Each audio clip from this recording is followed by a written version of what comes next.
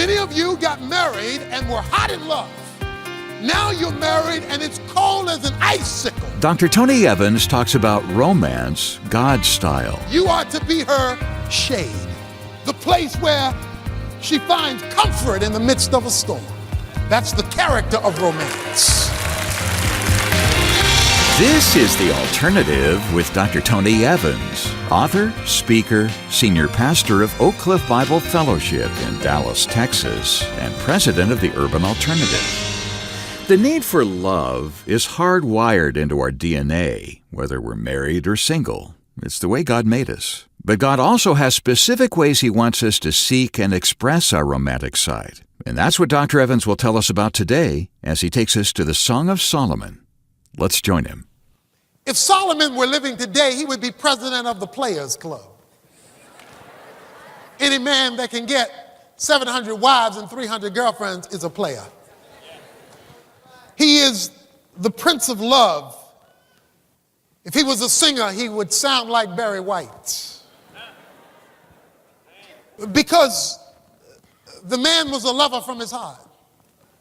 Being a player didn't fare very well before God, because he lost everything because he was a player. However, God uses this very same man, who is an illustration of what relationships ought not be, to be a paradigm and a model of what relationships ought be. The Song of Solomon is written to define romance, love, dating, sex, marriage, from God's viewpoint. God so valued this, He placed a whole book in the Bible that most people have never read, and few people who have read it understand, to give us an understanding of how romance is to be expressed and experienced in the context of those who know God. First of all, a snapshot of the character of romance. Chapter 1, the Song of Songs, there's no song like this one, which is Solomon. May he kiss me with the kisses of his mouth. For your love is better than wine. Your oils have a pleasant fragrance, and your name is like purified oil. Therefore the maidens love you. Draw me after you and let us run together. The king has brought me into his chambers. Here we have the Shulamite bride during the courtship with King Solomon, and she is enamored with his character. She says that I am pleased with your fragrance. In verse 3, that is, you smell good. When you walk into the room, I am overwhelmed with your scent. But notice, not only do you smell good from your body oils, he says in verse 3, your name is like purified oil. In other words, your cologne makes you smell good, but your character makes you smell better. To put it another way, my love, Solomon, not only do you smell good on the outside, but I can pick up your scent on the inside. Ladies, beware of men who smell good on the outside, but who have a stench of a personality, who can make themselves smell like a player. But when you come to find what makes them tick on the inside, there are no fragrances there. Do not measure your romance purely by the externals, but by what she calls your name. And then the Bible, name refers to character. You say, how do I know his character? The end of verse 3 says, well, the maidens love you. In other words, I have other people who know about your character too. If you're the only one who thinks he's a great guy, go slow. Other people had picked up on that this is a man of excellence and a man of honor, and so much. And so she says in verse 4, draw me after you and let us run together. You take the lead and I'll come alongside and run with you. If you're dating him and he's not leading you now, don't have great expectations. He will lead you when. She goes on to say, I am black but lovely, verse 5. O daughters of Jerusalem, tents of Kedar, like the curtains of Solomon, do not stare at me because I am swarthy.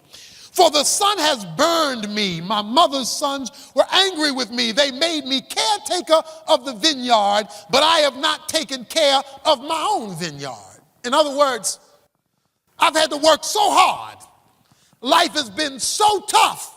I've had to stay out in the sun so long that while I've taken care of my business, I have not taken care of myself. Don't look too hard because I'm not presentable right now. I'm not up to snuff. I'm not where I need to be. I'm going to maintain my standards.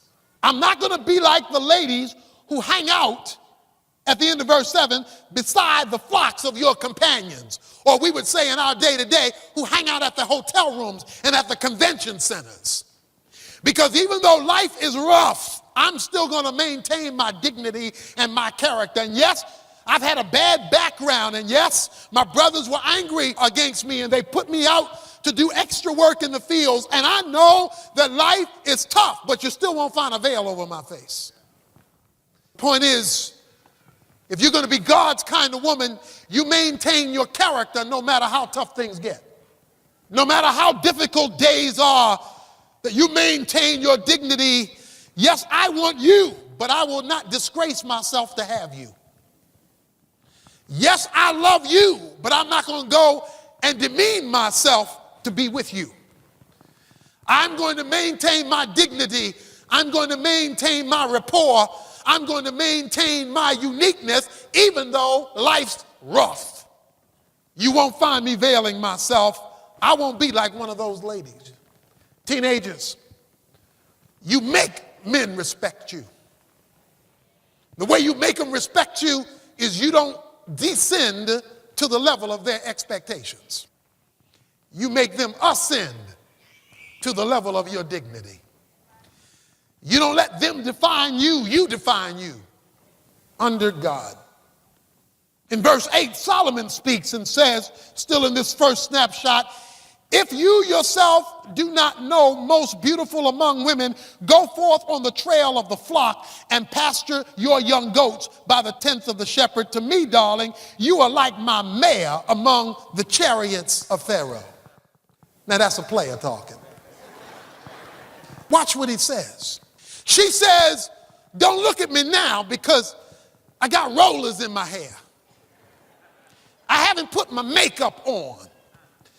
I have cutaway jeans on. I'm sweaty and life's been hard. But then the lover steps in. You're still pretty.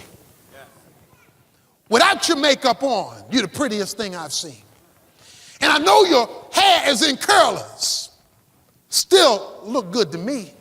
In fact, lady, you're like the mare that leads the chariot of Pharaoh. In other words, you're like the prize horse in the parade. I had to make a woman sing. In other words, even though her self-esteem is low, when the lover is in the house, the temperature goes up. Because rather than agreeing, you are dark and uncomely and swarthy, he defines her in terms of her value to him, not her view of herself.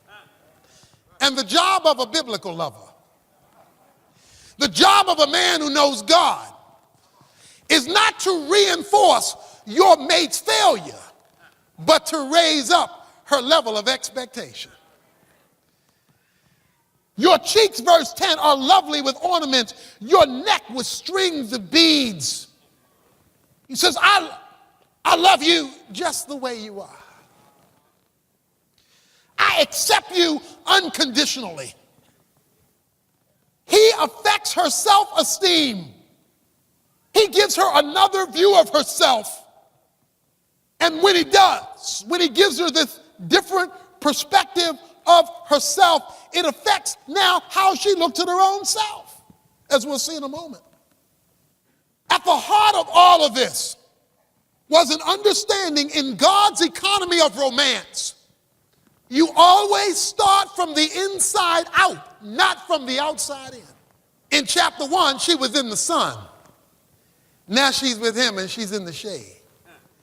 So I want to ask you, lovers, does your wife find shade when she wants to leave the sun of the burdens of her life? Can she come sit down at your feet and you cover her with shade? Or is it as hot at your feet as it was from that which is burdening her? You are to be her shade. The place where she finds comfort in the midst of a storm. That's the character of romance. It has to do with what is on the inside, moving to what is on the outside, and not getting tricked because something looks good. Dr. Evans will come back in a moment with more on what godly romance looks like, both for married couples and for singles. First, though, I want to remind you that today's lesson is part of Tony's brand new 14-message collection, Marriage Matters, dealing with our most requested topic ever. It covers practical topics like finances and communication, but it also digs into the spiritual roots of the marriage covenant, deals with the spiritual side of sexuality, and lays the groundwork for real family revival. We want you to start digging into this important material with your spouse, your kids, your Bible study, or small group. So we'd like to send you the 7 messages in Volume 1 of this collection. Just contact us by phone or online by tomorrow. Make any contribution, whatever you feel God leading you to give, and we'll send you a copy of Marriage Matters, Volume 1, to show our appreciation. Get the ball rolling by visiting us at tonyevans.org or call 1-800-800-3222 and let one of our staff members help you. Dr. Evans will come back with more of today's lesson right after this. In the movie War Room, Tony's daughter Priscilla Shirer plays Elizabeth Jordan, a woman fighting to save her marriage. When she came to realize that only heaven could fix what earth couldn't, she turned her closet into a private place of focused, concentrated prayer. In Tony's upcoming book, Kingdom Prayer, he'll teach you that fighting for the things you believe in should always start on your knees. You'll discover for yourself why so much of God's activity in history is determined by the presence or absence of prayer. Kingdom Prayer comes out October 4th, but when you pre-order it now for yourself, your small group, or for your entire church, you'll get it with a package of free extras, including Tony's book on revival, America, Turning a Nation to God. But there's more, and it's all spelled out for you at tonyevans.org. So don't wait. Learn how the power of prayer can lead to the most important victories of your life. Pre-order Kingdom Prayer today at tonyevans.org. That leads to the cultivation of romance. In chapter 2, verse 4, he has brought me to his banquet hall, and his banner over me is love. How is a romance cultivated? Many of you got married and were hot in love. Now you're married and it's cold as an icicle. There's only one reason for that. It's got nothing to do with we have different personalities. You had different personalities when you met. I'll tell you the difference. You stopped cultivating the romance. That's what happened. You didn't get different. You changed. They didn't change. He just hid it from you while you were dating. He's always been that way. He changed. Sustain me with raisin cakes. Refresh me with apples because I am love sick. I can't stand it. I'm weak at the knees. I just can't stand up. I got to sit down. Can't take it. I'm weak at the knees. I am lovesick. God expects romantic love to be so powerful, it'll make you ill. When winter comes, the job, as Psalm 128 says, she will be a fruitful vine within my house. Why? Because I am the thermostat and she is the thermometer. She is to give the reading of my temperature setting. And so if you want a summer wife, don't bring home winter weather. See, most men don't know the power of a man. Man is powerful. God told Adam, name the animals, which means have authority over them. Okay? Then when Eve comes, he names her. That was an act of authority. Because a man is powerful. He can change the temperature. He can take a woman who says, I hate you, and work that thing. And all of a sudden, he ain't that bad. To kind of like him. But all romances have conflict, and that leads us to the conflict of romance. We discover this conflict as they enter into a difficult time. Chapter 5, verse 2. I was asleep, but my heart was awake. A voice, my beloved, was knocking. Open to me, my sister, my darling, my love, my perfect one. For my head is drenched with dew. My locks are with the damp of the night. But her response is, I've taken off my clothes. How can I put them on again? I have washed my feet. How can I get them dirty again? I'm tired. I have a headache. Leave me alone. In other words, she's gotten used to him. Before she said, gotta be with you, want to be with you, need to be with you. Now she says, I'm tired. I've already gotten undressed to go to bed. I don't want to get up and get my feet dirty again. Leave me alone. But notice the player. My beloved extended his hands through the opening that was in the door, and my feelings were aroused for him. He can get mad and start hitting her. He can say, what goes around comes around. He says, I'm just going to turn up the pilot. I'm going to turn up the heat. And in the first few verses of chapter 6, they reunite with one another and they overcome the conflict with more love. Fifthly, chapter 8, verse 5, she is leaning on her beloved underneath the apple tree. We would say underneath the stars or the moonlit night. There, your mother was in labor with you. Like a woman crying out in pain, there are times in love where there is pain, but you don't walk away from love because love hurts sometimes. People say, well, we don't want to be married anymore because it's too painful. No more painful than Christ on the cross, and he didn't walk away from Calvary. Love is painful sometimes. And yes, that means you take medicine, but it does not mean that you skip love. It is oftentimes like a woman having a baby, but it is also persevering. In fact, he says in verse 6, put me as a seal over your heart. Let a seal be on your arms, for love is strong as death. In other words, permanent. Death is permanent. Your love should be as permanent as your death will be. When you die, you will never come back. And when you love, you should never come back. The word divorce should not come up. Now, I know God allows under certain exceptional circumstances, but that should not be the routine.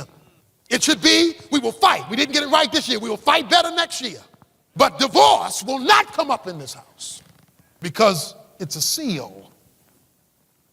It's irreversible. Verse 7, many waters cannot quench love, nor rivers overflow it. If a man were to give, watch this, all to the riches of his house for love, he would be utterly despised. In other words, you can buy sex, you can't buy love. Because love must be given. Love cannot be demanded. It must be given out of the one who is doing the loving. A word for those who are waiting for romance. You're single. You're not married. Nobody's loving you right now.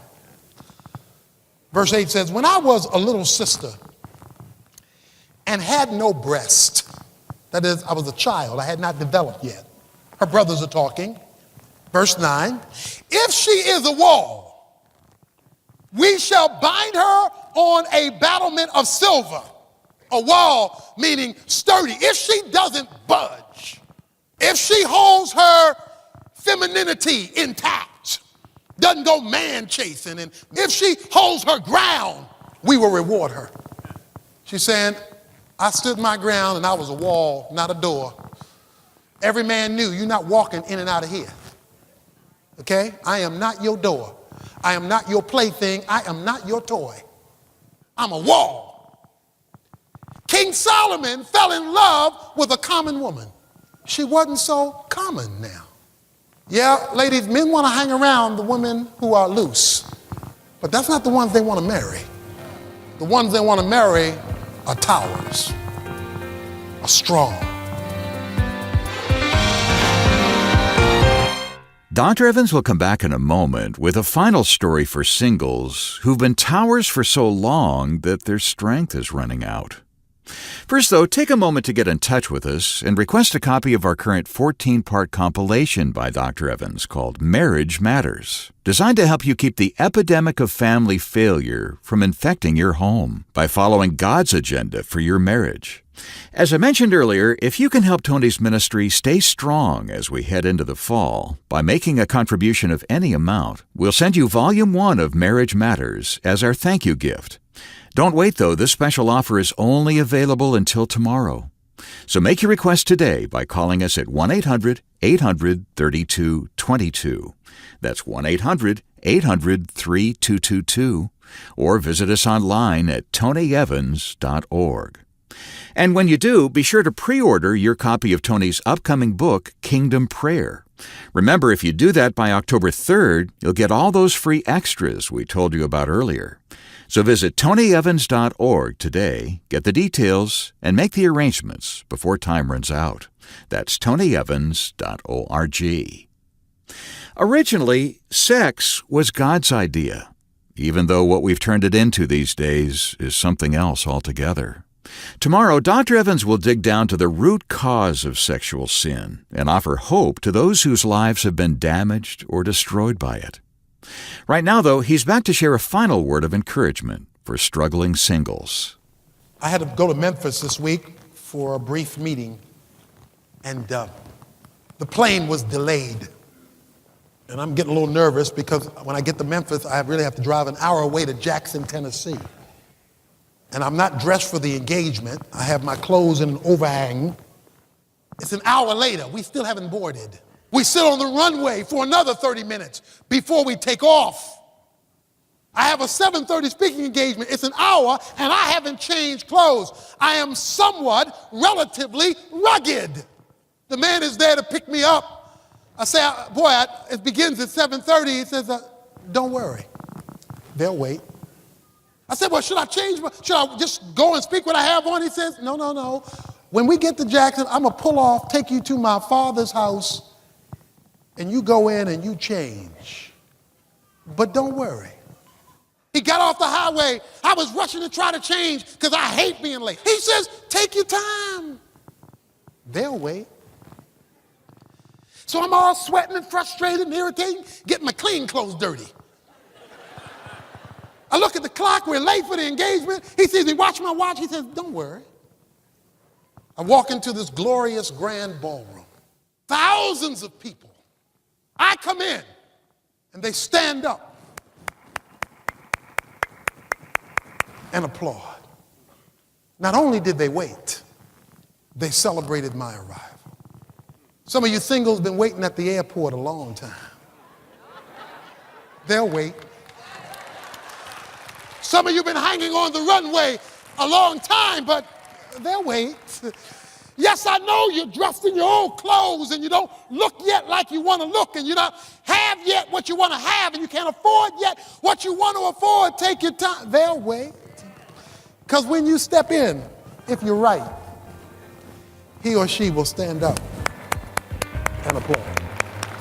They'll wait. The Alternative with Dr. Tony Evans is brought to you by the Urban Alternative and is made possible by the generous contributions of listeners like you.